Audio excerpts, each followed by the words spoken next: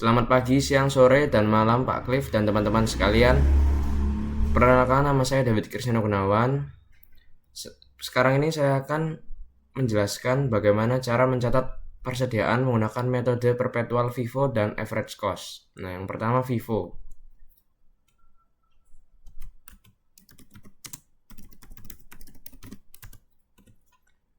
Nah, di sini kita tulis tanggal, di sini unit, harga, total. Nah, ini kita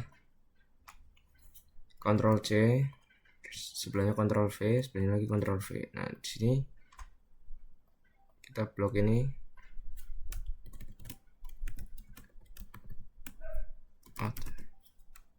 Nah, ini kita tulis pembelian. Kalau yang ini kita tulis COGS atau cost of goods sold, yaitu HPP. Ini persediaan.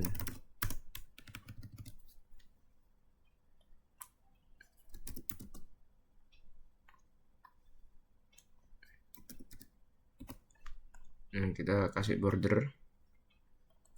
Nah, di sini pada tanggal 1 Oktober itu stok awal, jadi ada persediaan awal. Nah, kita langsung tulis saja di persediaan ini. Itu ada 3.000. Harganya 40.000. Total itu harga dikali sama unit. Ini kita kasih titik biar enak dilihat. Terus di sini ada tanggal 2. Kita melakukan penjualan sebesar 2000 unit. Nah, ini kita pakai harga yang persediaan awal kita, yaitu 40.000. Nah, ini juga sama.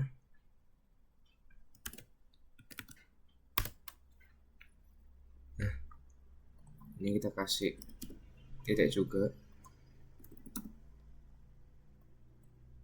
Nah, di sini sisa berarti 3.000 dikurangi sama 2.000 ini 1.000. Harganya juga tetap sama 40.000. Nah, sisa persediaannya itu kita ada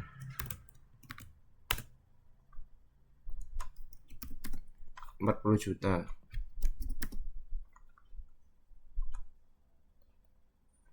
Nah, pada tanggal 3 kita melakukan pembelian sebanyak 400 unit dengan harga 50.000. Nah, ini kita kali lagi.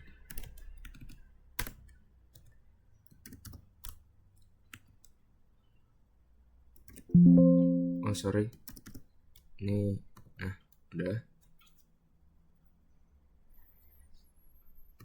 Terus di sini, nah ini kita tetap tulis ulang 1000 karena yang FIFO ini nggak bisa digabung, kecuali kalau nanti average cost, nah itu baru digabung semua unit persediaannya. Karena ini beda-beda harga, jadi dibedakan karena beda harga. Ini juga masih sama 40.000, ini juga masih sama.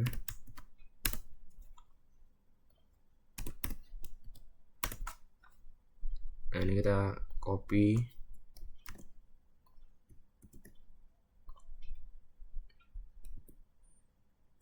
Nah, udah. Lalu kita catat tanggal 4. Pada tanggal 4 kita juga melakukan pembelian sebanyak 500 unit. 500 unit kita beli dengan harga 60.000.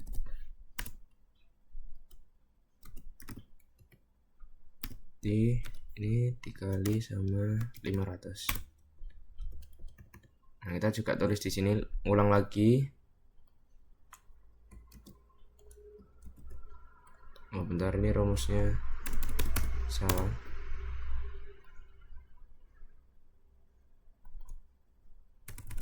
Tulis saja 40 juta. juga 40 juta. Karena ini masih persediaan, nah ini kita tulis 500. Nah ini sebesar harganya tadi 60.000.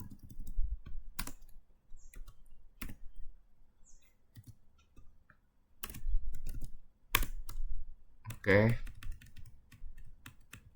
lanjut pada tanggal 5 kita melakukan penjualan sebanyak 1200 unit. Nah, kalau metode FIFO ini, FIFO perpetual, ini kita harus menghabiskan stok yang kita beli di awal tadi, yang terlama gitu, kita habisin dulu. Karena ini kita sempat ada 3000 persediaan, kita jual 2000 pada tanggal 2, sisa 1000. Nah, 1000-nya ini dihabiskan terlebih dahulu baru ke barang yang 400 sama 500 ini yang kita baru beli pada tanggal 3 dan 4. Nah, ini kita nyatetnya langsung 1000 dulu. Terus ini baru 200.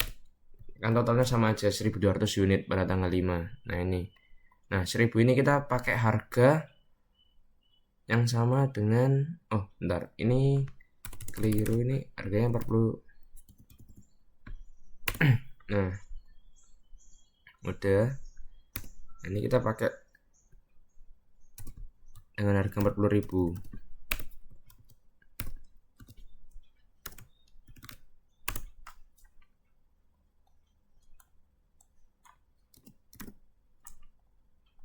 Oke, terus ini. Nah, 200-nya ini kan si stok 1000 ini udah habis dipakai yang sama yang dijual ini sekarang. Nah, ini 200 kita ambil dari 400 ini. 400 ini dengan harga 50.000 harganya. Nah, kita catat dulu 50.000. Terus ini dikali dengan ini.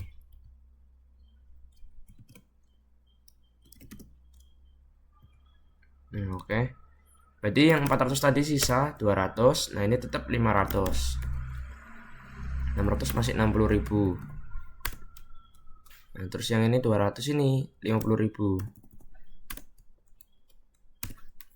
Nah, ini tetap sama dikali. Ini juga kita tinggal tarik garis. Nah, oke. Jadi persediaan kita masih sisa 30 juta. Terus waktu tanggal 6 Oktober kita melakukan pembelian sebanyak 500 unit lagi dengan harga 55.000.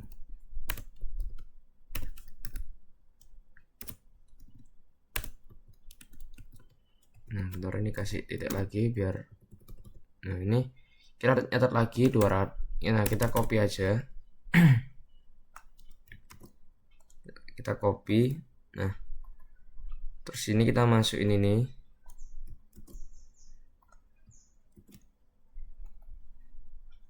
Nah, oke. Sekarang tanggal 7. Tanggal 7 itu kita melakukan penjualan. Nah, jadi kita tulis di COGS ini. Jadi karena nyari HPP. Nah, ini 300.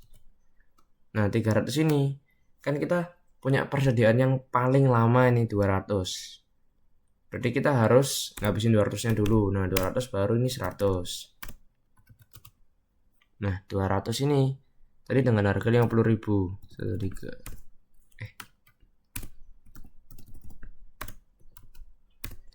Ini dikali sama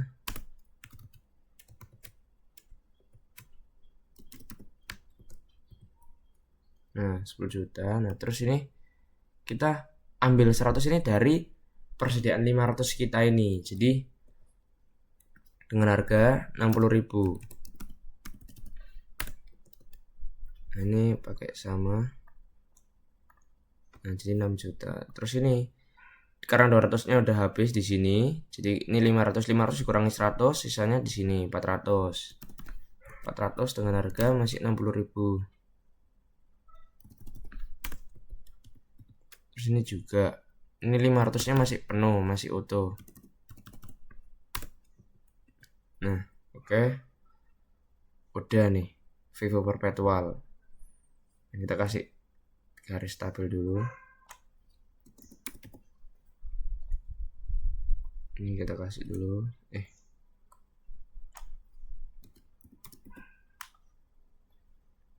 Sekarang ngasih border luar langsung Alt HBS. Alt HBS. Alt HBS. Alt HBS. Nah, ini kita kasih warna kuning. Nah, di sini totalnya itu di persediaan kita itu masih ada, bentar, sum dulu. Nah, terus ini masih ada 51.500.000. Nah, dengan sisa stok yang kita ada itu ada 900.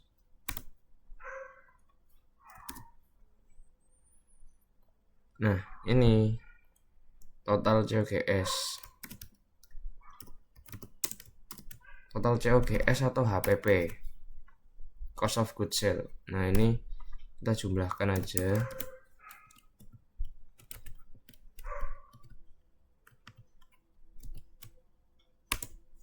Nah, sebesar 146 juta.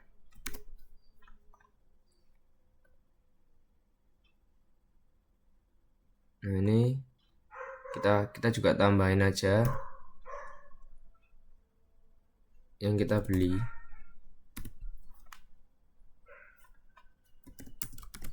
Sum terus ditambah. Nah, itu total yang kita beli. Total pembelian. Nah, sekarang saatnya kita nyari laba bruto. Nah, laba bruto itu caranya itu penjualan dikurangi dengan HPP atau COGS. Nah, jadi ini penjualannya ini kita cari dulu sama dengan, nah ini harga penjualannya kita kalikan sama kuantitasnya. Di sini juga sama, di sini kita Ctrl C aja langsung, Ctrl V. Nah, di sini kita sum buka kurung. Nah, ini kita tambah. Kayak totalnya, total penjualannya kita 236.500.000. Nah, laba brutonya penjualan dikurangi sama HPP. Nah, sebesar laba bruto kita yaitu sebesar 90.500.000. Nah, sekarang kita akan buat metode average cost perpetual.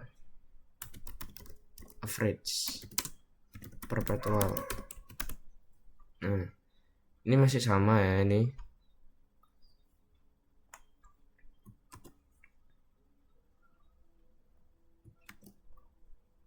Bentar, ini masih belum rapi.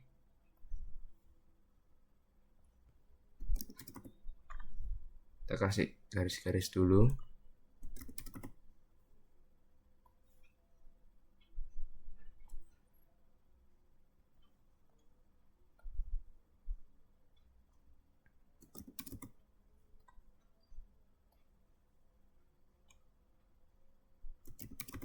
Nah, oke, udah rapi, udah diisi garis-garis. Nah, sekarang perpetual.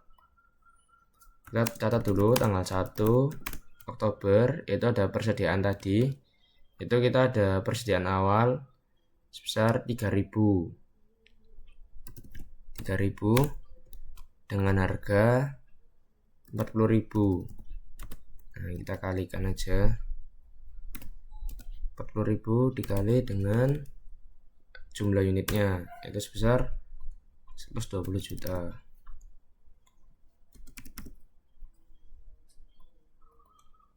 Selanjutnya ada tanggal 2 Oktober. 2 Oktober ini kan kita menjual 2000 unit. 123. Nah, ini dengan harga 40.000. Dan total dikali harga sama unit.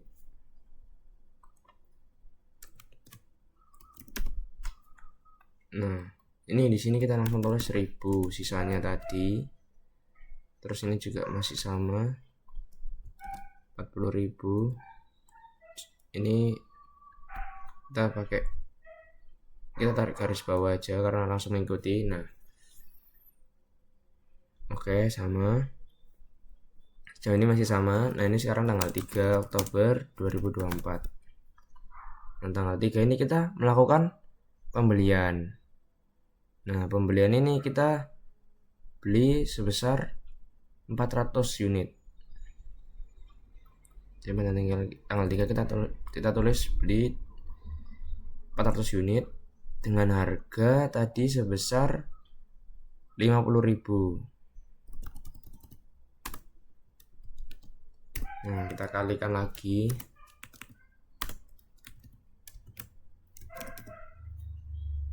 Nah, di sini kita tuh langsung tulis.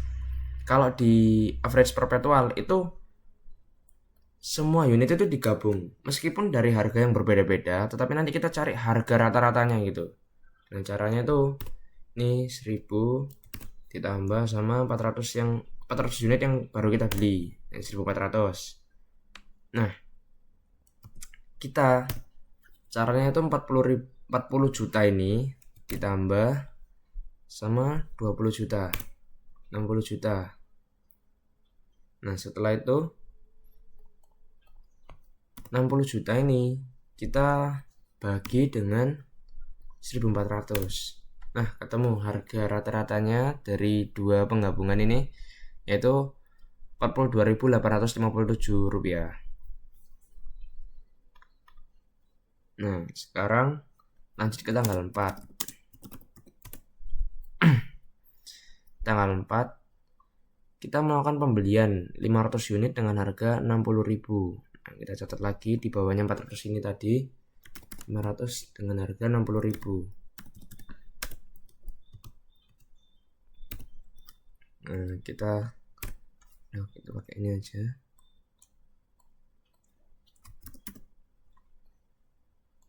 Nah, ini masih sama 1000 ditambah sama 1400 tadi ditambah sama unit yang baru kita beli. Nah, 1900. Nah, ini 60 juta ditambah dengan 30 juta, 90 juta.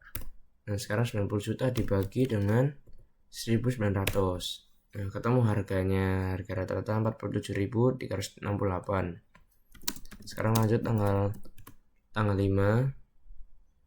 Tanggal 5 kita melakukan penjualan 1200. Terus di sini 1200. Nah, kita pakai harga ini.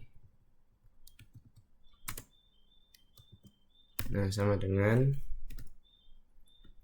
dikali 36.842 105. Nah, ini tadi 1200 dikurangi dengan 1200.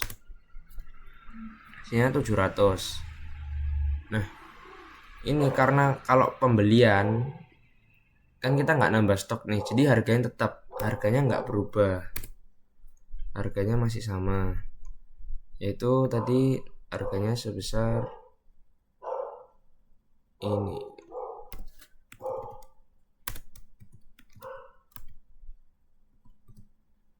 Nah, ini cara nyarinya itu 90 juta ini bisa dikurangi dengan harga total tadi kita jual. Nah, hasilnya kan 33 juta 157.000. Bisa juga dengan cara ini harga rata-ratanya tadi kita kalikan dengan 700 sisa stok kita. Nah, masih sama 33 juta 157.000. Jadi bebas mau pakai yang mana. Nah, ini lanjut tanggal 6. Tanggal 6 kita melakukan pembelian 500 unit dengan harga 55.000. Nah, ini dengan cara dikali masih sama. Nah, udah kita kasih titik juga. Nah, kalau tambah stok ini kita harus berubah lagi nih harganya. Nah, kita tambah 700 ditambah dengan 500 tadi ini yang barusan kita beli. Nah, 1200. Nah, ini 33 juta ditambah sama 27.500. 27.500. kita enter. Nah caranya total persediaan kita, jumlah uang dibagi sama total unit. Nah harga rata-ratanya 50.548. Nah sekarang kita catat tanggal 7 itu kita melakukan penjualan yaitu sebanyak 300 unit. Nah 300 kita catat di sini 300. Harganya sama pakai yang ini.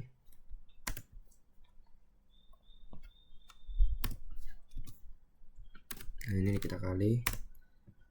Oke, nah 1.200 ini kita kurangi dengan 300. Hasilnya 900. Di sini ini tuh masih sama. Harganya masih sama karena kita melakukan penjualan, bukan nambahan stok. Jadi harganya tidak berubah. Nah ini pakai cara yang sama tadi, bisa ini dikali dengan ini atau enggak total persediaan kita dikurangi sama total yang kita jual tadi. Tapi kalau mau lebih pasti mending dikali. Nah sebesar 45.493. Nah ini sisa, ini yang terakhir ini hasilnya. Jadi jumlah unitnya sama kan 900, sama kayak metode perpetual FIFO, walaupun emang beda totalnya. Oke, sekarang kita nyari total COGS nya, total COGS atau HPP nya. Nah ini kita zoom, kita tambah. Nah ini total COGS nya.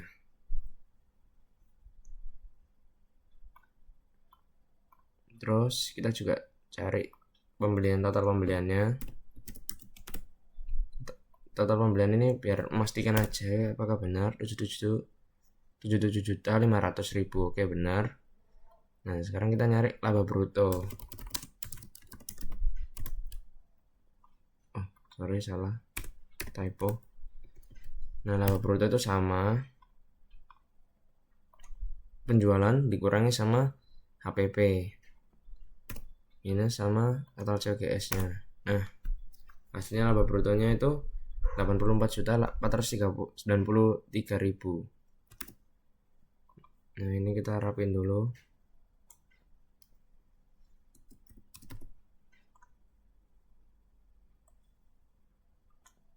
Alt HBA biar cepat. Nah udah. Nah jadi kenapa kok ini bisa beda HPP-nya dari metode perpetual FIFO sama average perpetual? Nah kalau FIFO kan first in first out, jadi barang yang udah ada lama dihabiskan terlebih dahulu. Nah kalau misalnya yang average perpetual ini kita ambil harga rata-ratanya, jadi semua barang itu nggak ada yang kita bedakan, tetapi kita jadiin satu sampai harganya itu kita ketemu rata-rata. Nah makanya total rata-ratanya ini jadi beda, makanya average ini HPP-nya ini jadi lebih besar, sehingga laba brutonya itu lebih kecil dibandingkan dengan laba bruto FIFO perpetual karena HPP-nya masih tinggian average perpetual. Nah selanjutnya ini saya akan mempresentasikan bagaimana cara menyusutkan aset tetap dengan 3 metode cara. Itu ada garis lurus, unit aktivitas, dan juga saldo menurun berganda. Nah yang pertama ini ada simulasi depresiasi ya, yaitu ada pada tanggal 1 Januari 2025 Andi membeli motor seharga 35 juta dengan umur ekonomis 6 tahun dan nilai residu adalah 1 juta. Berikut rincian penggunaan motor selama 6 tahun. Jadi oke, di sini ada tabel, yaitu ada tahun dan juga ada aktivitas kiloan per tahun, yang kilometer per tahun yang digunakan. Nah kita catat dulu, di sini ada biaya yang disusutkan, kita tulis dulu, itu sebesar 35 juta.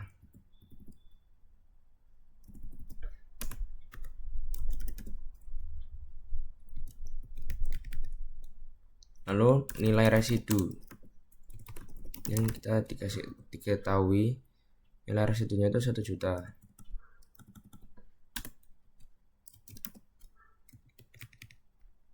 Terus umur ekonomi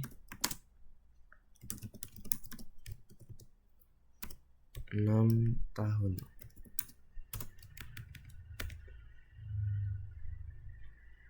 Terus tanggal pembelian, dibeli 1 Januari. Oke, kita langsung aja bikin ini terlebih dahulu. Tulis garis lurus. Nah, di garis lurus ini kita akan bikin tabel ya teman-teman. Kita bikin tabel. Yang pertama ada, kita kasih jarak aja.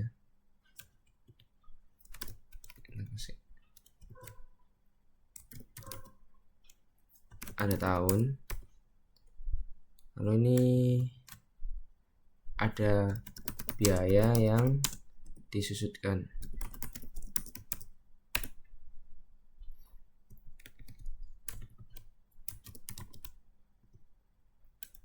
Dan di sini ada tarif.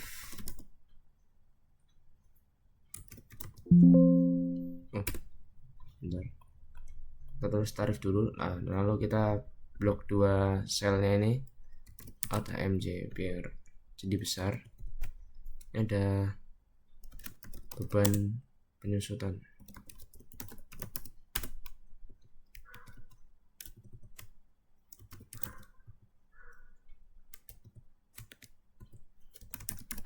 Ini penyusutan, akumulasi penyusutan.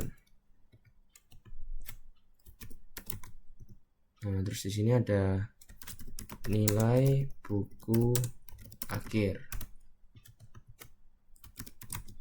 Nah, oke. Setelah ini kita tulis. Bentar, ini tahun 2025, 2026. Kita lanjutin sampai 2030 tadi. Bentar.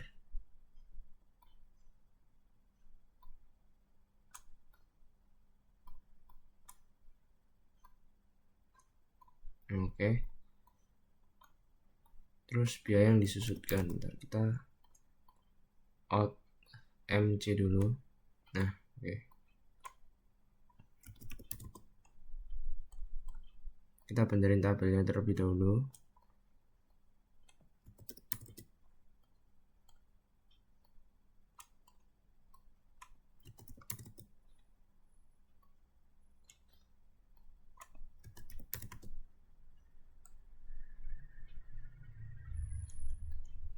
Oke. Di sini biaya yang disusutkan yaitu 35 juta ini dikurangi, kita pakai FNF 4 dikurangi sama 1 juta ini FNF 4 lagi. Kita enter 34 juta, terus kita tarik garis ke bawah sampai 2030. Jadi 34 juta full. Nah, terus ini tarif. Tarif itu ibaratnya dalam setahun itu ada 12. Jadi 12 bulan. Nah, ini kan kita dalam umur ekonomisnya 6 tahun. Jadi sama dengan 100% dibagi dengan 6. Nah, ini kita ubah dalam persen. Nah, 17%. Kita tarik garis ke bawah. Nah, beban penyusutan ini sama dengan biaya yang disusutkan dikali dengan tarif 17%. Nah, sebesar ini. Terus ini akumulasi penyusutan itu sama dengan beban penyusutan. Nah, lalu beban penyusutan ini selalu sama juga.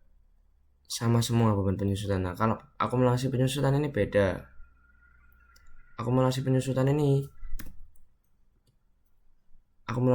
ditambah akumulasi penyusutan sebelumnya ditambah dengan beban penyusutan pada tahun tersebut.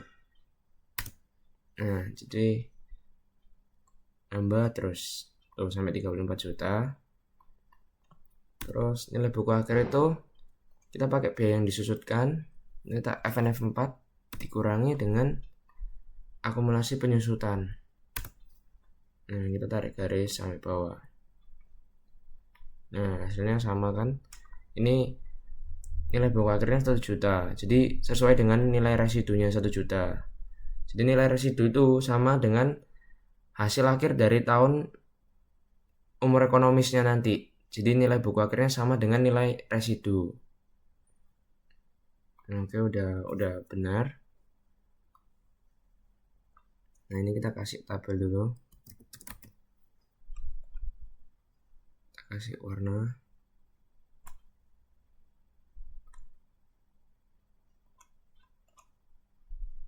Terus ini setelah garis lurus ada unit aktivitas. Ini sama juga, ada kita pakai sama tabelnya mirip, tapi ada yang beda. Di sini masih sama, ada tahun. Nah, terus di sini ada unit aktivitas.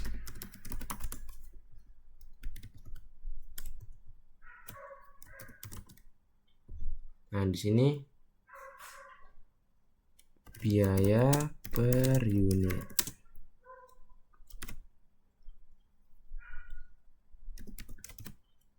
Ya, dalam kilometer. Nah, di sini ada, nah ini sama juga beban penyusutan.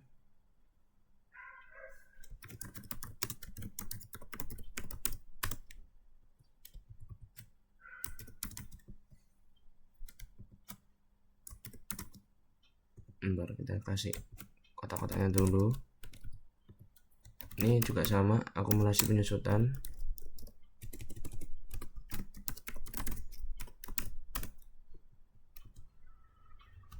Nilai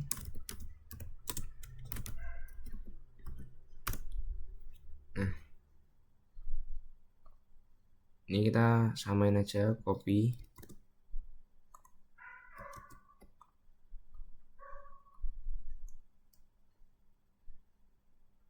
Terus ini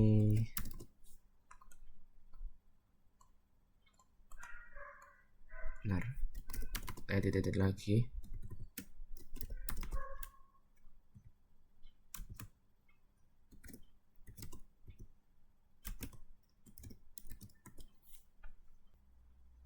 Oke, kita masukin aja unit aktivitasnya, yaitu ada 3000. Terus ada 10.000, 17.000,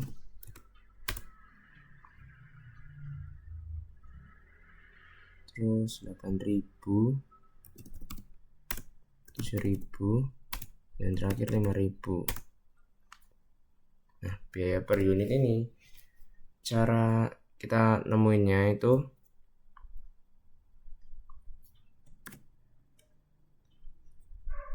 kita mesti buat dulu, yaitu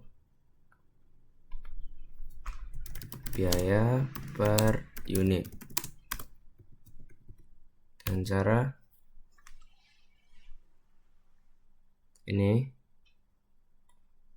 bentar, kita bikin kurung dulu, buka kurung, biaya yang disusutkan dikurangi dulu dengan nilai residu, tutup kurung, lalu kita bagi dengan total aktivitas ini 50.000.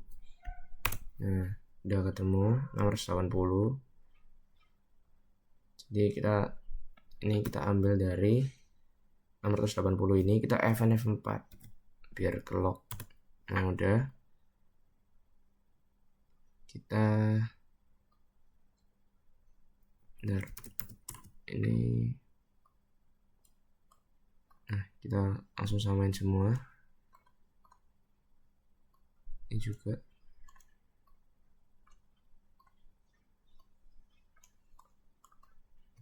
Jadi beban penyusutannya itu sama caranya, unit aktivitas atau dikali sama biaya per unit.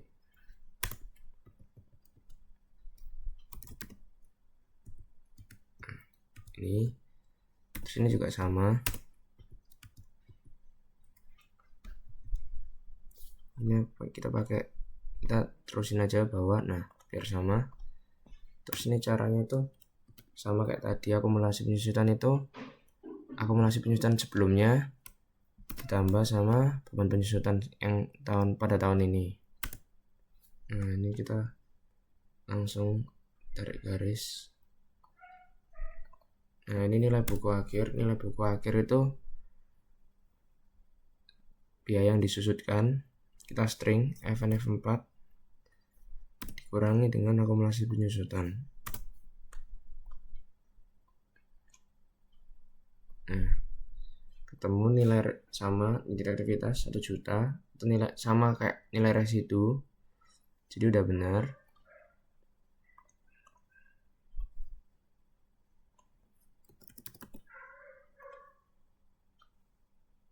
Ini kita kasih warna lagi.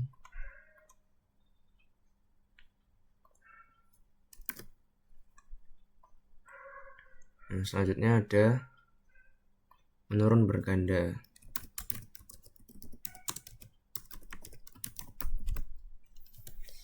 Nah menurun berganda ini sama tabelnya kayak garis lurus, tinggal Ctrl C aja.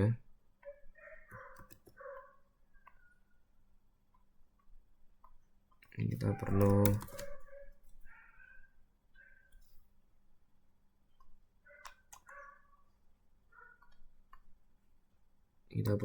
kita Ctrl C aja. Oke udah. Terus ini kita sama kayak tadi dulu, kita benerin.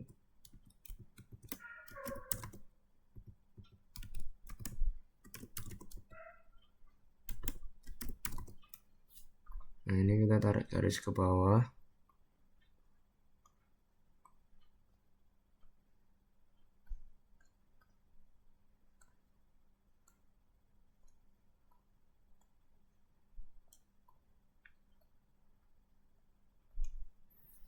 Nah, oke, biaya yang disusutkan itu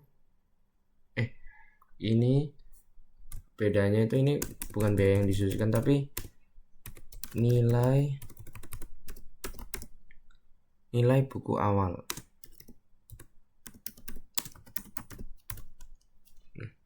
Nilai buku awal ini kita ambil dari biaya yang disusutkan. Terus tarifnya itu sama kayak tadi, 100% dibagi 6 tahun, lalu kita kalikan dengan 2 karena menurun berganda. Jadi bedanya dengan garis lurus itu tarifnya itu dikali 2.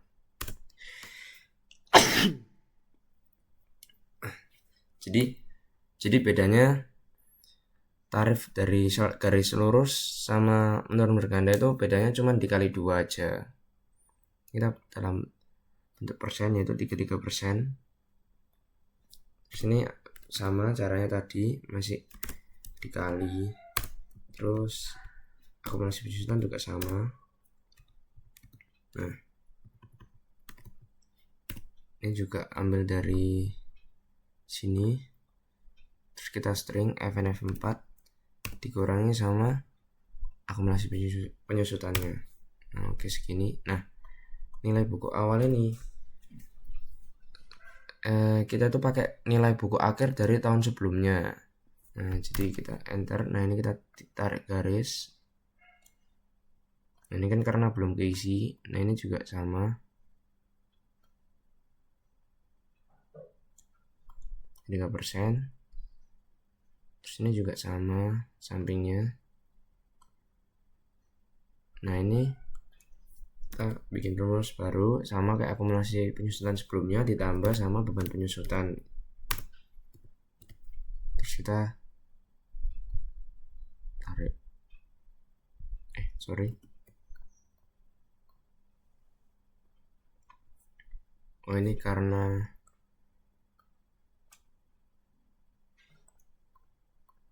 bentar, nah ini oke, segini ya. Nah, kok beda nilai buku akhirnya, kok nggak 1 juta? Itu karena yang paling akhir itu 33% ini masih dihitung, sebenarnya nggak perlu, jadi ini nggak usah. Nah, ini caranya itu cara nyari beban penyusutan waktu umur ekonomisnya udah 6 tahun, itu nilai buku akhir ini dikurangi sama 1 juta nilai residu. Nah, maka akan kita temukan yaitu 1 juta, atau nilai buku akhirnya kita udah ketemu sebesar 1 juta.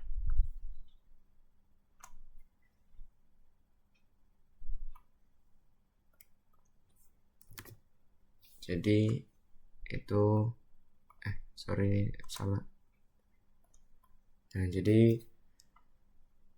ini cara untuk menyusunkan aset tetap dengan 3 metode cara, yaitu garis lurus, unit aktivitas, dan menurun berganda. Pokoknya nilai buku akhirnya itu bakal sama terus sesuai dengan nilai residu. Tapi kalau nggak ada nilai residu, berarti nilai buku akhirnya yang paling pojok bawah kanan tabel itu berarti 0.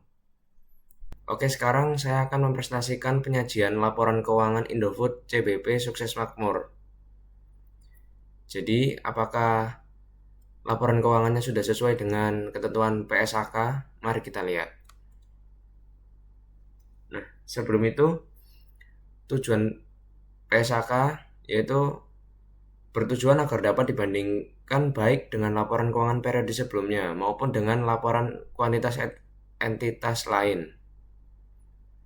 Pernyataan yang mengatur yaitu ada persyaratan penyajian laporan keuangan, struktur laporan keuangan, persyaratan isi minimal laporan keuangan.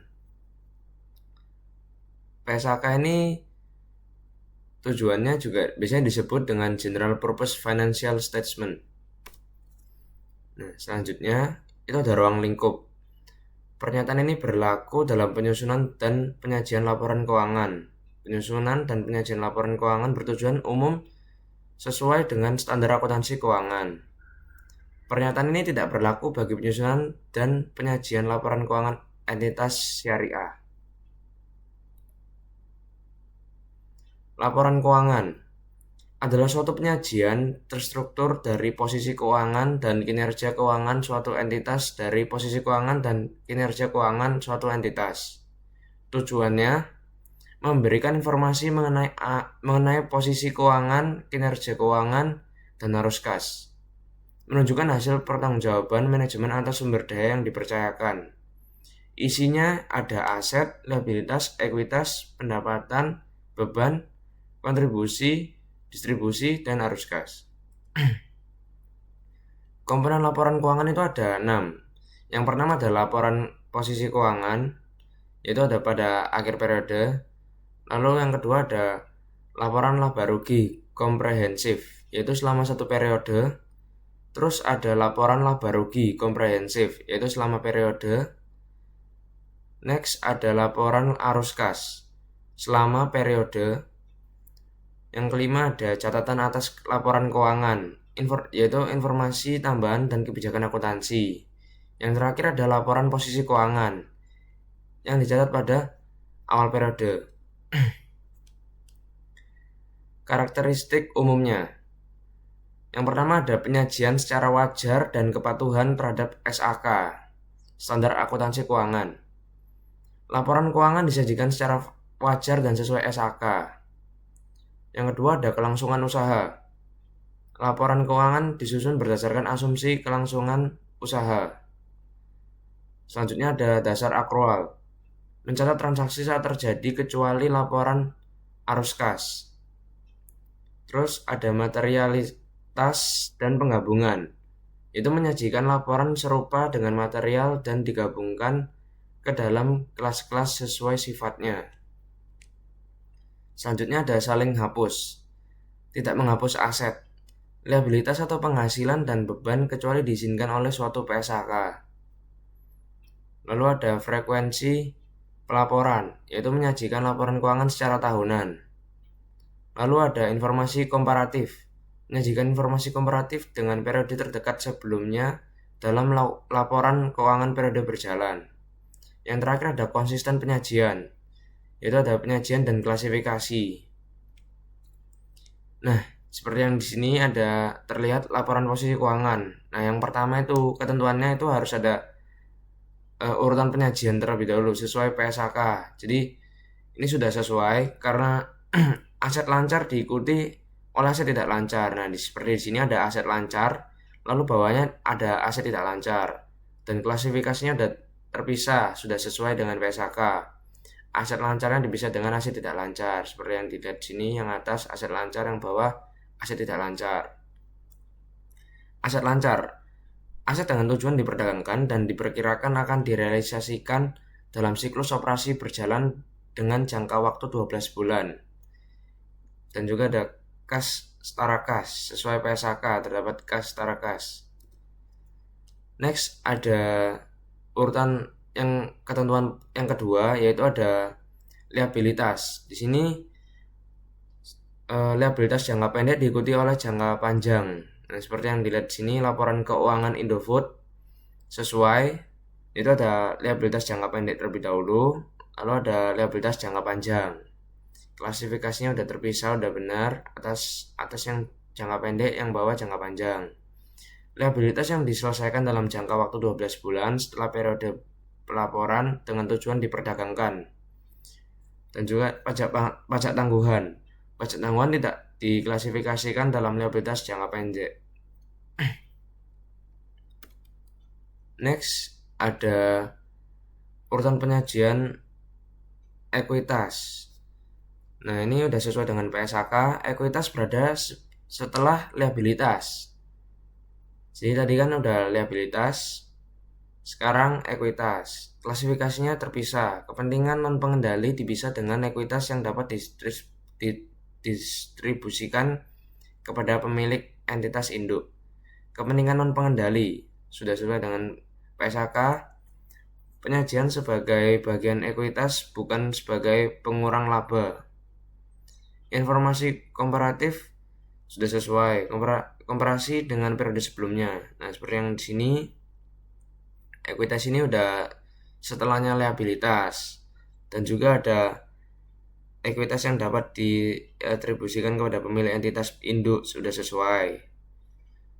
Lalu juga ada kepentingan non pengendali, nih seperti yang ada di bawah sini. Nah, next di sini ada selanjutnya, yaitu laba, laporan laba rugi.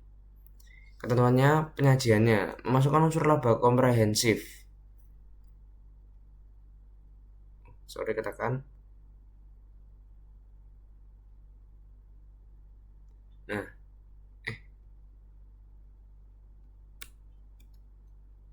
Nah, di sini memasukkan unsur laba komprehensif. Ada dua laporan, laba sebelum laba komprehensif dan laporan laba komprehensif yang dimulai dari laba rugi atau bersih. Laba atau rugi bersih. Nah, ini ada minimum line item. Sudah sesuai dengan PSAK, pendapatan, beban pajak, laba komprehensif. Lalu juga ada klasifikasi beban. Di sini ada penjualan neto, yaitu ada beban pokok penjualan, ada laba bruto, ada laba usaha, laba sebelum beban pajak penghasilan, laba periode berjalan, dan juga ini penghasilan rugi komprehensif lain. Nah, ini sudah sesuai. Terus di bawahnya juga ada penghasilan komprehensif lain periode berjalan. Terus di bawahnya lagi ada total laba komprehensif periode berjalan. Nah, next di sini masih laporan laba rugi. Penyajian laba rugi komprehensif digabung. Laba periode berjalan dan laba komprehensif disajikan dalam satu laporan yang berkelanjutan. Laba periode tidak dipisah ke laporan lain. Nah, ini digabung ya. Jadinya ada laba periode berjalan yang dapat diatribusikan kepada pemilik entitas induk. Dan juga ada kepentingan non pengendali di total. Lalu ada total laba komprehensif periode berjalan yang dapat diatribusikan. Nah, ini di total juga. Jadi gabungannya ini. Nah, next di sini ada laporan perubahan ekuitas. Itu pengungkapan dividen, jumlah dividen yang diatribusikan kepada pemilik dan nilai dividen per saham. Nah, seperti yang dilihat sini yaitu ada nih pembagian dividen kas, juga saldo.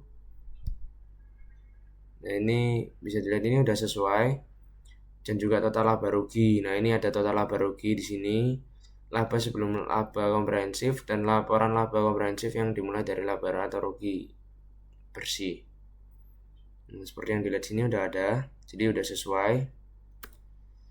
Nah, lalu ada laporan arus kas.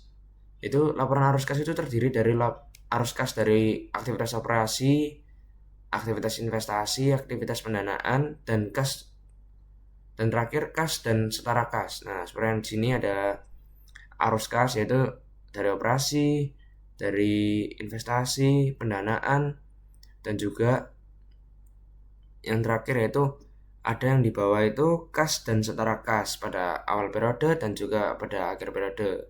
Lalu juga ada informasi menyediakan dasar bagi pengguna laporan keuangan untuk menilai kemampuan entitas dalam menghasilkan kas dan setara kas. Sudah sesuai dengan PSAK. Nah, selanjutnya ada catatan atas laporan keuangan. Nah, di sini sesuai dengan PSAK, yaitu menyajikan informasi dasar penyusunan laporan keuangan. Nah, mengungkapkan dasar pengukuran kebijakan yang relevan, asumsi dalam estimasi, mengungkapkan informasi yang isyaratkan untuk tidak disajikan di bagian manapun dalam laporan keuangan dan disajikan secara sistematis. Nah, di sini seperti ada dasar penyajian laporan keuangan konsolidasi interim. Nah, ini menjelaskan menjelaskan kebijakan. Nah, selanjutnya masih catatan atas laporan keuangan sudah sesuai dengan PSAK, tapi ini selanjutnya ini memberikan pengungkapan lain yang berhubungan dengan modal dan dividen. Nah, ini saya bagi dua, saya crop. Nah, ini yang pertama ada tentang modal, dan selanjutnya ini tentang dividen kas dan cadangan umum. Jumlah dividen yang diumumkan atau diumumkan sebelum penyelesaian laporan keuangan, lalu jumlah dividen preferen yang tidak diakui.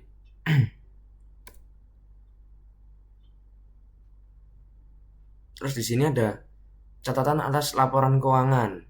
Sudah sesuai dengan PSAK juga, memberikan informasi yang tidak disajikan di bagian manapun dalam laporan, menyampaikan informasi yang relevan untuk memahami laporan keuangan. Nah, ini secara umum ya. Jadi kayak penjelasan dari laporan keuangan yang tadi dilakukan di divisi apa aja. Nah, di divisi 6 ini. Nah, ini selanjutnya ada daftar pustaka yang saya ambil sumbernya, yang saya gunakan. Nah, sekian dari presentasi saya. Terima kasih sudah menonton.